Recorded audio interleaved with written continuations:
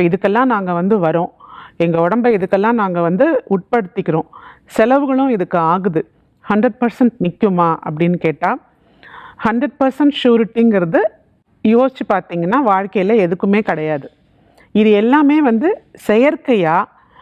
இயற்கையாக நடக்க வேண்டியது நடக்கலைங்கிறதுனால செயற்கையாக சில விஷயங்களை நம்ம இன்க்ளூட் பண்ணி அதில் சக்ஸஸை வர வைக்கிறதுக்கான வழிமுறைகள் தான் இது.